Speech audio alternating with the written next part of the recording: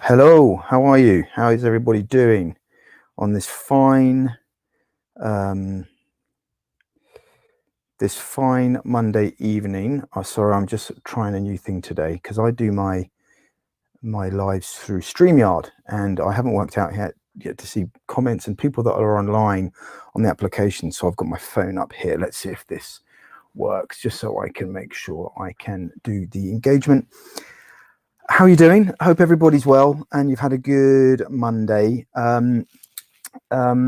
Welcome to this Monday evening live. I'm going to talk about something that is very close to my heart, something that I spend a lot of time working with clients on, and also something that a lot of people can get themselves in a bit of a pickle about, which is ironic because it's supposed to do and create the exact opposite in your life. It's supposed to be a source of inspiration and growth and exhilaration. And yet sometimes we can find ourselves creating the exact opposite and getting ourselves in a lot of pain and angst and stress and things like that. So welcome again. If you're watching live, say hi, let me know where you're from. And I'm going to be doing a slightly longer one today. And I've just managed to sort of sort out my technology. So if you've got any questions, feel free to drop them in the comments and I'll answer them a little bit later on. If you're watching on the replay, thank you for stopping by. I really hope you find this message useful because it's an important one. I think you'll find it important as well.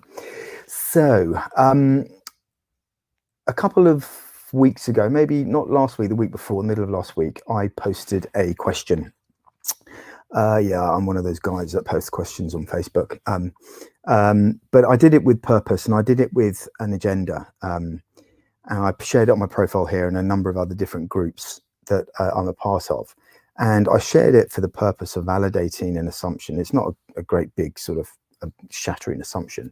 It's a pretty obvious one, but I wanted to validate an assumption nonetheless that's really important to my work.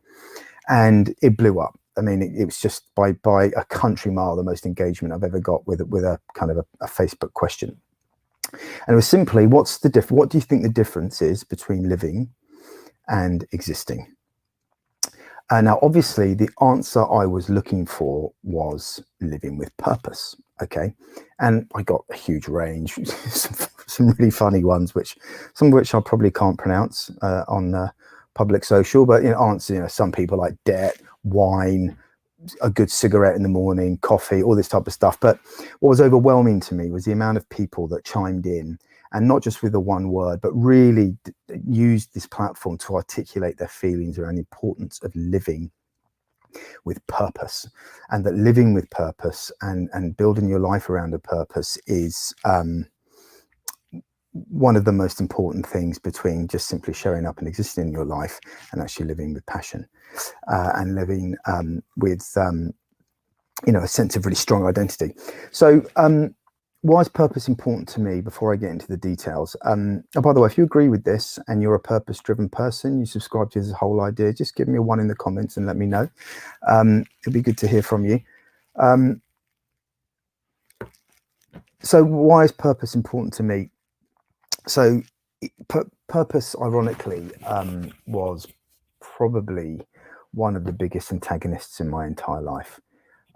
Anyone who knows me from back in the Dubai days in the sort of 2013, and probably a little bit before then as well in London, I was constantly tormented by this idea of living this great big 5-mile high snow-capped mountain of a purpose, and was just constantly talking and seeking it and seeing what it was all about, seeing if I could find it. And and I got myself into a real state about it, and like I said before, the whole subject of purpose and the whole process of seeking your purpose should be exhilarating, right? It should be about growth and transformation.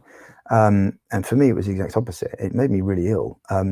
And I missed out on a lot of life while I was trying to seek it. And I think the reason, and what I've come to learn, and why I now put purpose in as one of the most important things I do with my clients, which is helping them live with passionate purpose, is because I was going about it the wrong way. I was looking in the wrong places, and I was in the process was denying who I was and living so far from my values and my authenticity and what really lit me up as a human being, because that's ultimately what I'm going for. Ultimately, I'm trying to get my clients to live in a state of being completely lit up by who they are, playing large, playing at their highest level of potential and in charge of what they're creating. That's my goal for them. I sort of went around it the wrong way. So purpose is really important to me.